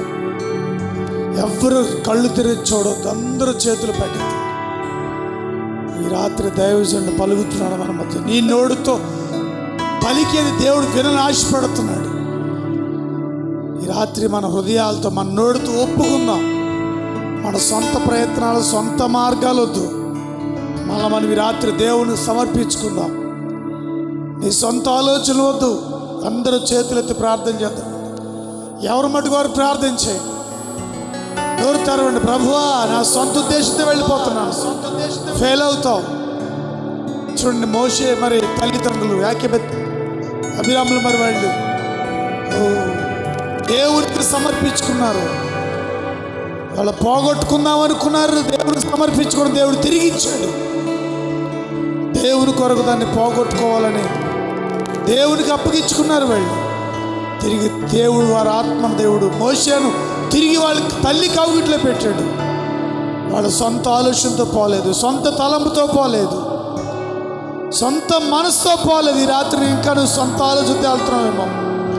చేతెత్తుదాం, ప్రార్థన చేద్దాం. ప్రభువా, నా ఇష్టం నా జీవితం నెరవేర్చుకున్నానయ్యా. నీ వాక్యం వింటున్నాను కానీ, చర్చికి వస్తున్నాను కానీ వర్తమానం చదవలేకపోతున్నాను, దాన్ని గ్రహించలేకపోతున్నాను, దాని ప్రకారం నిలబడలేకపోతే. అందరూ కూడా చేతులు ఎత్తు, నోరు తెరిచి ప్రార్థన చేద్దాం. యవనస్తులు కూడా చేతులు ఎత్తండి, నోరు తెరవండి, ప్రార్థన చేయండి. ఎవరు మౌనంగా ఉండొద్దు. మనమందరం నోరు తెరిచి ప్రార్థన చేద్దాం. ఈ రాత్రి ఆ పరిశుద్ధాత్మ సన్నిధి మనతో ఉంది. అగ్ని స్తంభం మన మధ్యలో ఉన్నాడు. ఈ రాత్రి మనందరం కూడా, ప్రభువా, ఇక నా సొంత మాటలు కాదయ్యా, నా సొంత ఆలోచనలు కాదు నాయన, యాకోబు అభిరాము వలె ప్రభువా మీకు మేము సమర్పించుకుంటాం. ఈ రాత్రి అయ్యా పరిపూర్ణంగా నా జీవితాన్ని పాదముల దగ్గర పెట్టుకుంటాను ప్రభువా. ఓ హల్లెలూయా, హల్లెలూయా, థ్యాంక్ యూ లార్డ్. అందరూ కూడా చేతులెత్తి, ప్రభువా, ఈ రాత్రి నువ్వు నాతో మాట్లాడావు ప్రభువా. ఈ వాక్యాన్ని నమ్ముచున్నాను ప్రభువా. ఈ వాక్యం నా కొరికే దేవా. ఓ నీ దైవజనుని ప్రేమించు, నాతో మాట్లాడావయ్యా. నీకు స్తోత్రం. అందరూ అలాగే స్తుతిందామండి. హల్లెలూయా. మన జీవితాలు ప్రభుకి అప్పగించుకుందాం, ప్రభు చేతిలో పెడదాం, మనల్ని మనం సమర్పించుకుందాం. యవనస్తురాలా, ఓ నిశ్చయంగా నీ జీవితం నీ ఇష్టం కాదు, మన జీవితం మన ఇష్టంగా దేవుని ఇష్టానికి లోపడదాం, దేవుని చిత్తానికి లోపడదాం. హల్లెలూయా, స్తోత్రాలు, హల్లెలూయా. ఆమేన్. అందరూ స్తుతిందామండి. అందరికీ చేతులతో స్తుతిందాం. ప్రభువా, ఈ 3 రోజులు మీరు మాతో మాట్లాడారయ్యా. గ్రామంతో, ప్రజలతో మాట్లాడారు, మమ్మల్ని దర్శించారు నాయన. ఓ తిరిగి మా స్థానం ఏంటో మాకు బయలుపరిచారు ప్రభువా. మేము దేవుని కొరకు జీవించాలో, మేము దేవుని కొరకు సమర్పించుకోవాలో, తిరిగి మళ్ళీ దేవుని కొరకు మేము పరిగెట్టాలో ప్రభువా. ఓ దేవా, తిరిగి మమ్మల్ని ట్రాక్లో నిలబెడుతున్నావు ప్రభువా. ఓ మేము ఎలాగ మళ్ళీ మీకు సమర్పించుకోవాలో దేవా, సహాయం చేయండి బాబు. హల్లెలూయా దేవా. స్తోత్రాలు. Thank you lord.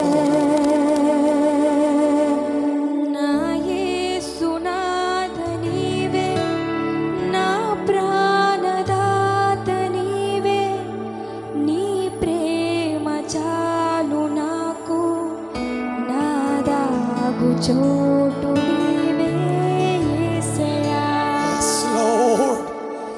నా యేసునాథ నీవే, నా ప్రాణదాత నీవే, నీ ప్రేమ చాలు నాకు, నా దాగు చోటు నీవే యేసయ్యా. అందరూ చేతులెత్తి ఈ పాట పాడుతున్న అందరూ సమర్పించుకున్నది. నా జీవితాంతము నిన్నే స్తుతింతును, నే బ్రతుకు దినములు నిన్నే స్మరింతును.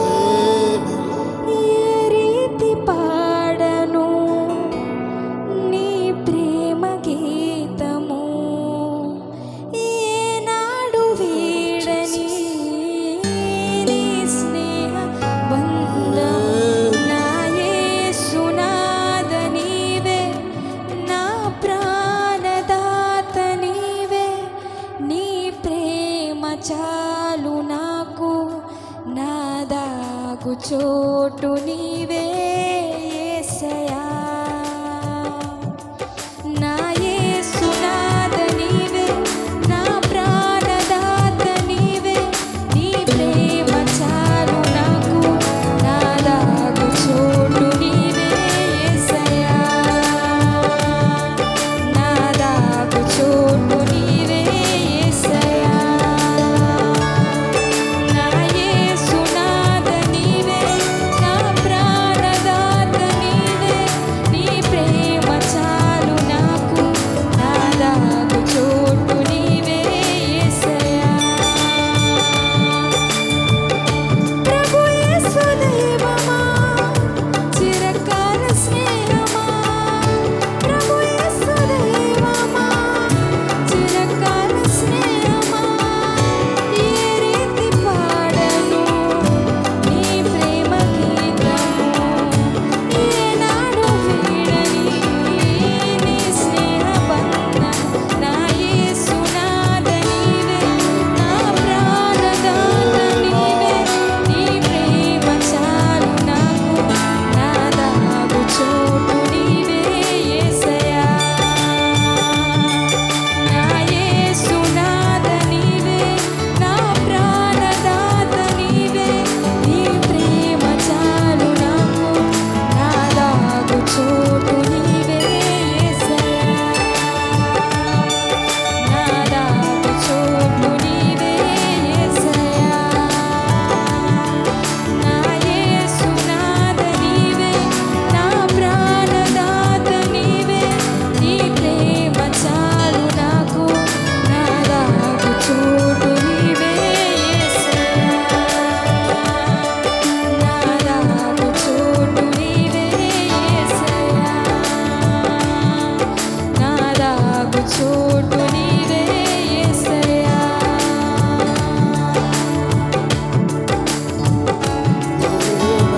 హల్లెలూయా. స్తోత్రాలయ్యా. బలవంతుడా, అగ్నిస్తంభమా, మేఘస్తంభమైన తండ్రి, అలాగే చేతులు దిస్తున్నాము.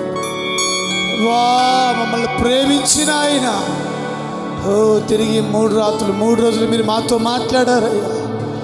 మేము స్థానము తప్పిపోయాం బాబు, మా సొంత ఉద్దేశాలతో వెళ్ళిపోతున్నాం నాయన. తన ప్రాణము రక్షించుకొని కోరేవాడు దాన్ని పోగొట్టుకొనును. నీకోసం దాన్ని మేము పోగొట్టుకోవాలి అనుకుంటే దేవా, నువ్వు తిరిగి మాకు ఇచ్చే దేవుడు తండ్రి. అయ్యా, పరిపూర్ణంగా మేము సమర్పించుకుంటాం నాయన. రాత్రి మళ్ళీ మేము మార్చుకుంటాం బాబు. నీవే మా చెయ్యి పట్టుకుని నడిపించు నాయన. మోషేతో ఉన్న దేవుడా, మోషేలో ఉన్న దేవుడా, ఈరోజు మాతో మా మధ్యలో కూడా నువ్వు ఉన్నావు తండ్రి. మేము ఆ నామాన్ని మేము స్తుతిస్తున్నామయ్యా, మహిమపరుస్తున్నాము నాయన. ఈ నామాన్ని ఘనపరుస్తున్నాము దేవా. కృప చూపించండి. అందరూ స్తుతిద్దాం. Hallelujah, hallelujah. Thank you Lord. నీ ప్రేమను బట్టి వందనాలు ప్రభువా. ఓ నీ వధువుని ఎంతగా నువ్వు ప్రేమిస్తున్నావా దేవా. ఓ నీ ప్రేమను మరొకసారి మా పట్ల నాయన మీరు తేటతెల్లం చేసినందుకు వందనాలు బాబు. Hallelujah hallelujah hallelujah hallelujah. Thank you Lord. ఇదిగో దేవా నా జీవితం ఆపాదమస్తకం నీకంకితం. ఇదిగో దేవా నా జీవితం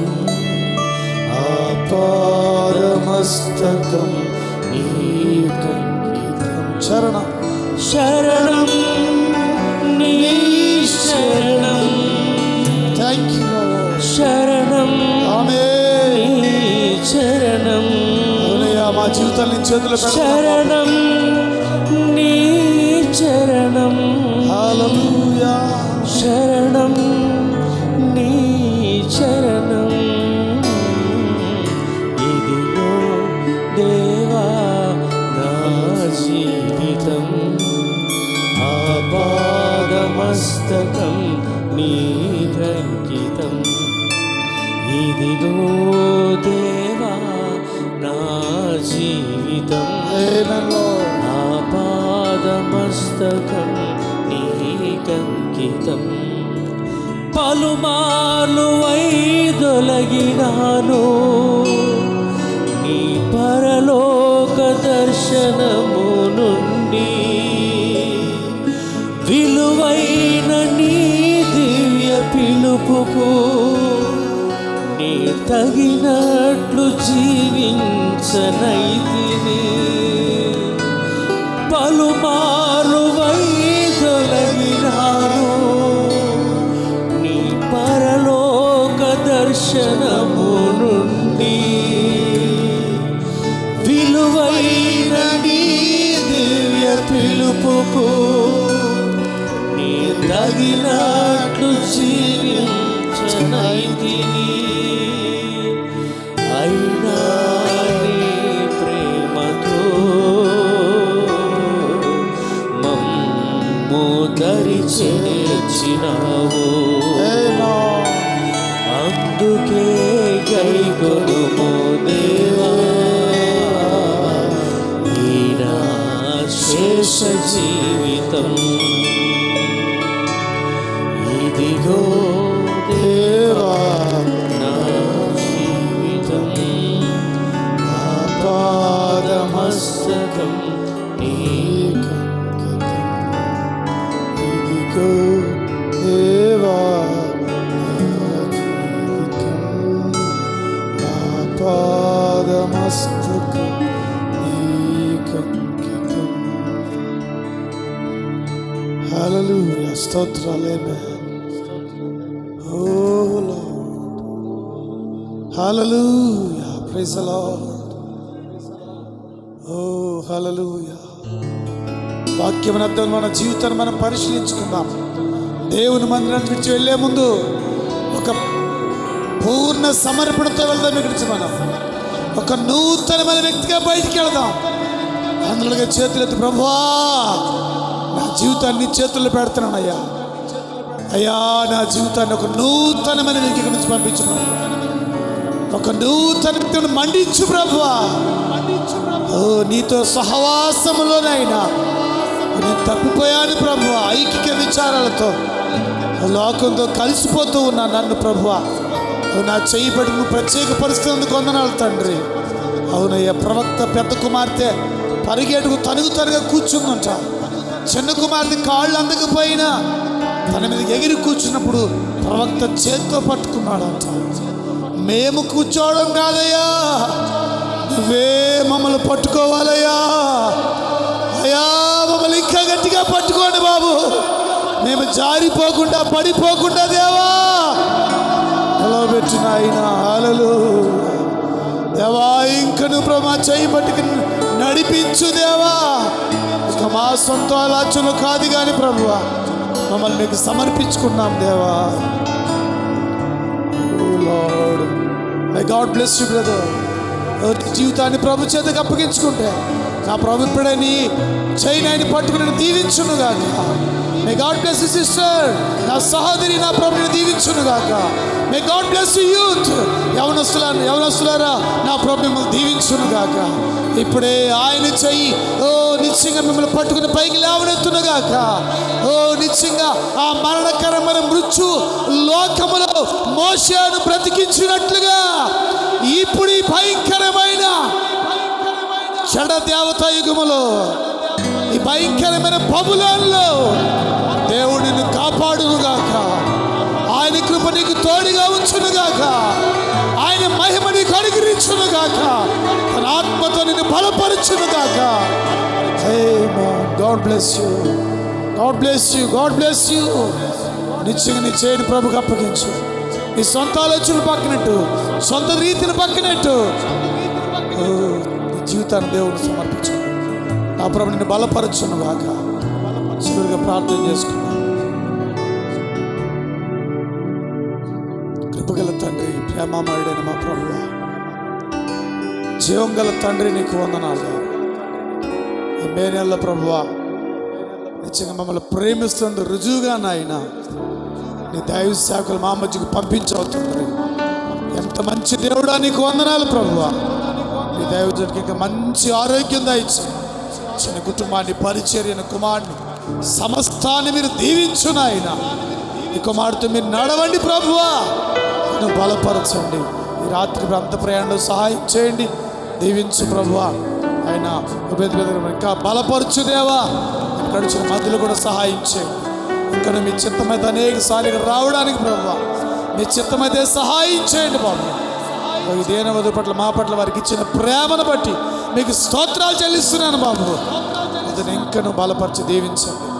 వారితో వచ్చిన ప్రభు ప్రదర్శన కూడా దీవించండి. వాక్యం అందించి వర్తమానం చదివిన సహోదరుడు, అలాగే ప్రభు మోజెస్ ఇంకా ప్రభు వచ్చిన సహోదరులందరూ కూడా దీవించు ప్రభు. వారిని కూడా బలపరచండి. అలాగే ప్రభు ఆయన దేవ మీకు బట్టి వందనాలు తండ్రి. ఇంకా బలపరుచునాయన దీవించండి. వారి పరిచయను కూడా దీవించండి. అలా జిల్లేడు వచ్చిన సహోదరులందరూ కూడా దీవించునాయన. ఇంకా ప్రభు వాక్యం వినడానికి వానపల్లి, మొక్కమల, అమలాపురం, ఇంకా ప్రభు మమ్ముడి వారు, ఇంకా తండ్రి అనేక ప్రదేశాలు ఇచ్చిన ఆయన, అమలాపురం నుంచి అనేక ప్రదేశాలు ఇచ్చిన బిడ్డలందరూ కూడా దీవించునాయన. వానపల్లి బిడ్డల బట్టి వందలు తిరిగి ప్రయాణంలో సహాయం చేయండి, క్షేమంగా నడిపించు దేవా. ఈ 3 రోజులు ప్రభు మరి వంటలు అయినా ఈ పరిచయం చేసిన బిడ్డలను కూడా దీవించండి. రైస్ ఇచ్చిన ప్రభు మరి యోహాన్ గారు, కూరగాయలు ప్రేమించిన ప్రభు నాయన స్టీఫెన్ గారు, అలాగే దేవా మరి మీటింగ్స్ తండ్రి ఎంతో కష్టపడి దేవా అన్ని సమకూర్చున్న మరి నాయన ఆ జాషువా గారు, ఇంకా తండ్రి ఇక్కడ వంట చేసిన బిడ్డలందరూ కూడా దీవించు నాయన. ఆయన హృదయంలో పెట్టిన భారాన్ని బట్టి కూడా వందనాలు తండ్రి. సంఘ బిడ్డలందరూ కూడా మీటింగ్స్ కొరకు సహాయం చేయడానికి వాళ్ళ మనసులు మీరు తెరవండి ప్రభా. కృప చూపించండి, బలపరచండి. ఇచ్చిన కానుకలు, అర్పణలు, అన్ని కూడా దీవించును ఆయన. ఈ మీటింగ్స్ కొరకు ఎవరైతే కానుకలు ఇచ్చారో వాటిని కూడా మీరు దీవించండి. అలాగే మ్యూజిక్ కంపెనీస్ పాటలు పాడిన బిడ్డలు కూడా దీవించును ఆయన. ఇక్కడ పరిచర్య ప్రతి ఒక్కరికి నిరంతర ఆశీర్వాదం ఇవ్వండి ప్రభువా. మీ దీవెనలు దయచేయమని ప్రార్థిస్తున్నాను. అడ్డులు, ఆటంకాలు, వ్యతిరేకతలు యేసుక్రీస్తుల పాత్రలో బంధిస్తున్నానయ్యా. మా పరిచయ ప్రాంత ప్రజలు ఈ స్వరం వినడానికి సహాయం చేయండి. అనేక మంది నూతనంగా తీసుకురండి ప్రభువా. ఒక నూతనమైన పరిచర్య తిరిగి మాకు దయచేయండి. ఎవరి బిడ్డలు కూడా బలపరచండి. ఎగ్జామ్స్ డిఎస్సి రాయబోతున్న బిడ్డలు కూడా దీవించును ఆయన. ఎగ్జామ్స్ రాసిన బిడ్డలందరికీ మంచి మార్కులు దయచేయండి బాబు. ఉద్యోగాలు, వివాహ విషయాలు, కుటుంబ విషయాల్లో అందరు మారు మనసు, రక్షణ లేని బిడ్డలకు రక్షణ దయచేయండి. ఇక్కడ తోడుగా ఉంచి 3 రోజులు మంచి వాతావరణం ఇచ్చారు. ఎంత మంచి దేవుడా, నీకు స్తోత్రాలు. చల్లటి వాతావరణం ఇచ్చావు బాబు, నీకు స్తోత్రాలు అయ్యా. మీరు ఇచ్చిన వాతావరణాన్ని బట్టి, మీరు పంపించిన దైవజనాన్ని బట్టి, పరిచర్యను బట్టి నీకే మహిమ చెల్లిస్తున్నాం బాబు. వీళ్ళందరూ మరి భోజనం వెళ్తారు, అందరినీ క్షేమంగా సాగనంపండి దేవా. దేవా మీకు ఈ వారం మరి శుక్రవారం, శనివారం, ఆదివారం ఈ 3 రోజులు కూడా మళ్ళీ మేము ఇక్కడ ఆ మందిరంలో కూడుకోవాల్సి ఉంది. సహాయం చేసి పెట్టండి. అద్భుతమైన మీ కాపుదలు ఇవ్వండి దేవా. కేవలం నీ కృప కొరకు, కేవలం మీ సమాధానంతో నింపి దీవించి బలపరచమని వీళ్ళందరూ కూడా మీ కృపాస్థలకు అప్పగిస్తూ, మీరందరికీ షాలో ప్రకటిస్తూ, గ్రామాన్ని, పరిసర ప్రాంత మండలాన్ని, మా కోనసీమ జిల్లాను కూడా ప్రభువా నీకు అప్పగిస్తూ, ఇక నీ పరిచయం ముందుకు సాగడానికి సాయించమని ఈ వధువును ప్రపంచవ్యాప్తంగా మీరు సిద్ధపరచుకున్నాను ప్రభువా. ఆ సిద్ధపడే వరుసలు, ఎత్తబడే వరుసలో అయినా నీ కొరకు ఇంకను భయం కలిగి, భక్తి కలిగి, విశ్వాసం కలిగి, వాక్యాన్ని పట్టుకుని ముందుకు సాగే వరుసలోనైనా అందరూ కూడా నిలబెట్టుకున్నాను. ఏ సొంత ఆలోచన మాల లేకుండా పరిపూర్ణంగా నీ వాక్యం వైపు తిరగడానికి, వాక్యం మీద నిలబడినడానికి సహాయించు. మీ పరిశుద్ధాత్మతో ముద్రించమని, ఆ నీతీకరణ, శుద్ధీకరణ, పరిశుద్ధాత్మ బాప్తిసములతో ఆయన వీళ్ళందరినీ బలపరచమని సహాయించు. మోషే గురించి అనేకమైన సంగతులు మాకు బయలుపరిచాడు. తన ప్రాణాన్ని రక్షించుకొని కోరేవాడు దాన్ని పోగొట్టుకుంటాడు, కానీ తన ప్రాణాన్ని నీ కొరకు సమర్పించుకొని పోగొట్టుకున్నాను కూడా రక్షించుకుంటాడు. దేవా, మోషే తల్లిదండ్రులు మా ముందు పెట్టావు తండ్రి. అవునా, మేము ప్రతి విషయంలో నీ మీద ఆధారపడేవారుగా, ప్రతి విషయం నీ వైపు చూసేవారుగా నాయన, ప్రతి విషయంలో తండ్రి నీ మీద ఆనుకునే ఆ గొప్ప విశ్వాసంతో అబ్రహాముల బిడ్డలందరినీ అభిషేకితమని దీవించు. ఈ 3 రోజులు మీరు మాకు ఇచ్చిన గొప్ప జయాన్ని బట్టి స్తుతి చెల్లిస్తూ మమ్మల్ని మీకు అప్పగించుకుంటూ, ఈ 3 రోజులు మీరు ఇచ్చిన జయాన్ని బట్టి స్తుతి చెల్లిస్తూ, దైవజనులు వచ్చిన టీంని, మమ్మల్ని అందరినీ, సమాజాన్ని, గ్రామాన్ని, ప్రజలను మీకు అప్పగిస్తూ నిశ్చయంగా మమ్మల్ని మీకు సమర్పించుకుంటే ఈ ప్రార్థన మా భర్త, మా యజమానుడైన ప్రభువైన యేసుక్రీస్తు నామములో ఈ ప్రార్థన అడిగి వేడుకుని పొందుకున్నాము తండ్రి. ఆమె నిజ రక్షకుడు, మహాదేవుడైన ప్రభువైన యేసుక్రీస్తు వారి కృపా, ప్రేమ, సమాధానములు మనందరికీ, ఆయన వధువుకు, ఆయన రాజ్య కొరకు మనం సిద్ధం చేసి ఆయన నిత్య మహిమలో ప్రభు దీవించి, ఆయన మహిమ కొరకు సిద్ధపరిచి నడిపించి కాపాడు దీవించి బలపరచునుగాక. ఆమేన్.